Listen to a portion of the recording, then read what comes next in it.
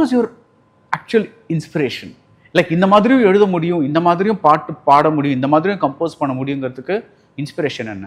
So அதுதான் நான் whenever I'm hang out with musicians இல்லை, என்னை வந்து மியூசிஷியனாகவே சேர்த்துக்க மாட்டாங்க. அவங்கள பொறுத்த வரைக்கும் நான் ஒரு ரைட்டர். ஓகே, பட் இது எந்த வயசில்? ஜென்ரலாகவே. ஆமாம்.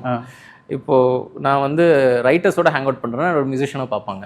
இந்த மாதிரி like I want to be writer ஆக்சுவலாக. நான் ஒரு 7 வயசு 8 வயசுலேருந்தே வந்து எனக்கு நாவலிஸ்ட் ஆகணும்னு ஆசை. ஒரு 16-17 வயசு இருக்கும்போது காலேஜில் வந்து என் ஃப்ரெண்டு ஒரு நாள் வந்து பயங்கர வேகமாக மூச்சு வாங்கிட்டு ஓடி வந்து ஒரே ஒரு காதில் இயர்ஃபோன்ஸ் வச்சுருந்தான், இன்னொரு காது எனக்கு மாட்டிட்டு pressed play on Madai Thirandu Yogi B and நட்சத்திராவோட remix. That song it change my life. எனக்கு அப்படியே ட்ரெஜெக்டரி மாற்றி விட்டுருச்சு. ஏன்னா அதுக்கு முன்னாடி நான் வந்து அந்த பாட்டில் என்ன ரொம்ப இதுவாக இருந்துச்சுன்னா அது ரொம்ப பர்சனலாக இருக்கும். அது அவங்களுடைய லைஃப் பற்றி, அவங்களுடைய ஸ்ட்ரகிள்ஸ் as ஆர்டிஸ்ட் பற்றி. அதில் ஒரு லைன் வந்து ஆங்கிலமும் தமிழும் கலாச்சாரங்கள் மோத கண்டுபிடிச்சினடா இந்த ஹிப்ஹாப்னு வரும். எனக்கு அந்த லைன் வந்து எனக்கு கனெக்ட் ஆச்சு. ஏன்னா நான் இங்கிலீஷ் மீடியம்லேயே வளர்ந்து இங்கிலீஷ் புக்ஸ் நிறைய படித்து, ஆனால் என்னை சுற்றி கேட்குறது எல்லாமே தமிழ், வாசிக்கிறது எல்லாமே இங்கிலீஷ், இப்படி வளர்ந்தேன் நான். ஸோ ஓகே, அப்புறம் நாவல் எழுதணும் அப்படின்னா ஒரு 2 வருஷம் 3 வருஷம் ஆகிடும். சரின்னு அப்புறம் ஷார்ட் ஸ்டோரிஸ் வந்தேன். அப்புறம் ஷார்ட் ஸ்டோரிஸ் வந்து அதுவும் கொஞ்சம் டைம் ஆகுதுன்ட்டு அப்படி போய்ட்ருக்குள்ள வந்தேன். அப்புறம் போய்ட்டு யாரும் படிக்கிறது இல்லை, சரி நம்ம பாட்டுக்கு போயிடலாம் அப்படின்ட்டு. ஸோ அப்படி ஸ்டெப் பை ஸ்டெப்பாக பாட்டுக்குள்ளே வந்தேன் நான். அண்ட் பாட்டுக்குள்ளே வந்ததுக்கப்புறம் தான் வந்து இப்போ நீங்கள் சொன்னீங்க எந்த வயசில் பாட்டுக்குள்ளே வந்தீங்க? This is 20 years back. So I must been 17-18. Okay.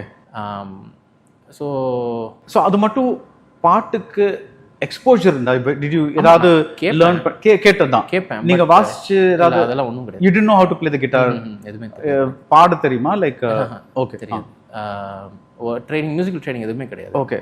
But எனக்கு வந்து என்னென்னா இந்த 3 chords இந்த ட்ரூத் அப்படிம்பாங்க தெரியுமா, அந்த ஃபோக் ராக் இந்த மாதிரி பங்க் ராக்லாம். ஸோ அந்த கோட் படித்தோடனே எனக்கு வந்து சரி இது நம்மளும் பண்ணிடலாம் போல், 3 கார்டு தானே, 3 கார்டு கற்றுக்க எவ்வளோ நாள் ஆகும்ட்டு நெட்டில் போயிட்டு இந்த ultimateguitar.comனு ஒன்று இருக்கும். அதில் போய் எனக்கு பிடிச்ச ஒரு 4-5 பாட்டோட டேப்ஸ் எல்லாம் எழுதிட்டு வந்துட்டு நானும் என் ரூம்மேட்டும் அந்த நோட்ஸ் வச்சு கற்றுப்போம்.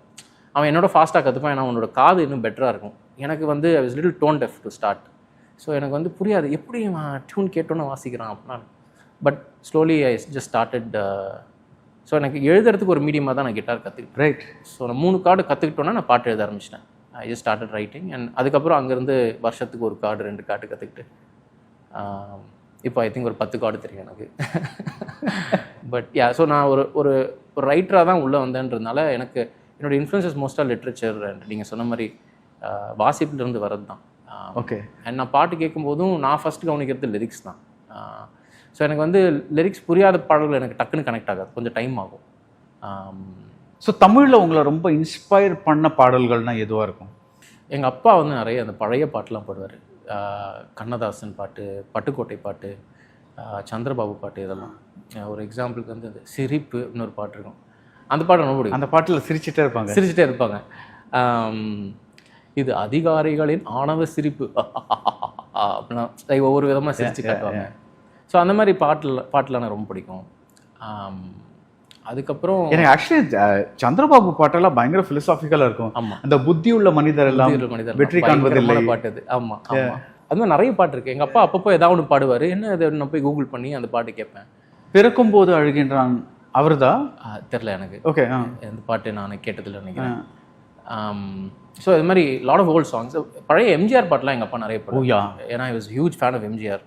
ஸோ இந்த 3 எழுத்தில் என் மூச்சிருக்கும், நெஞ்சம் உண்டு நேர்மை உண்டு. அப்புறம் எனக்கு இது ரொம்ப பிடிக்கும், ஏன் என்ற கேள்வி என்று கேட்காதவர் யாரும் இல்லை. செம பாட்டது. ஸோ இதெல்லாம் எனக்கு பிடிக்கும். அப்புறம் பஸ்ஸில் நிறைய ட்ராவல் பண்ணேன் நான் தஞ்சாவூரில் படிச்சுட்டு இருக்கும்போது. ஸோ அப்போ வந்து அந்த பஸ்ஸில் வந்து அந்த கண்டக்டர் தான் பிளேலிஸ்ட் ஆப்ரேட் பண்ணுவார் இல்லையா. ஸோ அவங்களுடைய கலெக்ஷன்ஸ்லாம் அவங்க ஒவ்வொரு கெரியர் ஆஃப் பிளேயிங் சாங்ஸ் இந்த பஸ் அவங்க நிறைய கலெக்ட் பண்ணி வச்சுருப்பாங்க. பொக்கிஷமாக ரேர் சாங்ஸ் தான் இருக்கும், ரேண்டமாக ஏதோ பாட்டெலாம் வரும். எனக்கு அந்த பாட்டு யார் கம்போஸ் பண்ண ஒன்றுமே தெரியாது. பட் அங்கங்கே ஒரு 2 லைன் கனெக்ட் ஆகும். இந்த மாதிரி நிறைய அன்கான்ஷியஸ் இன்ஃப்ளூயன்சஸும் எனக்கு இருக்குது. ஸோ எனக்கு அண்ட் ஆல்சோ நான் வந்து ஐம் கைண்ட் ஆஃப் பர்சன், நான் வந்து ஒரு ஐடியாவை திருடிடுவேன். அது யார்கிட்ட திருடினேன்ற அவ்வளோவா கவனிச்சிக்க மாட்டேன். ஸோ அந்த மாதிரி ஒரு நிறைய that's perfectly fine because like they say it's not where you take it from, it's where you take it to. That is like the amazing thing. So actually like இப்போ நீங்கள் காலேஜில் இருந்தப்போ இல்லை அதுக்கப்புறம் வந்து சம்டைம்ஸ் நம்ம வந்து ஒரு ஆர்டிஸ்ட் பிடிக்கும், இல்லை ஒரு குரூப் பிடிக்கும், ஒரு பேண்ட் பிடிக்கும்ட்டு அவங்க கேசட்டோ இல்லை சிடியோ நம்ம ஜென்ரேஷனுக்கு ஏற்ற மாதிரி வாங்கி வச்சுப்போம்ல, லைக் கேட்போம். அந்த மாதிரி ஒரு ஃபேஸ் இருந்ததா? இருந்துச்சு. Who would you buy like so அப்போது நான் வரதுக்குள்ளேயே piracy was the thing. So நாங்கள் வந்து வாங்க மாட்டோம். டவுன்லோட். ஓகே. ஏதாவது ஃப்ரெண்டுக்கிட்ட ஒரு ஐபாட் இருக்கும், ஸோ இவன்ட்டு ஒரு ஐபாட் இருக்கும், அவன்ட்டு ஒரு MP3 பிளேயர் இருக்கும், அவன்ட்டு ஒரு சிடி பிளேயர் இருக்கும். இது மாதிரி மாற்றி ஷேர் பண்ணிக்கிறது.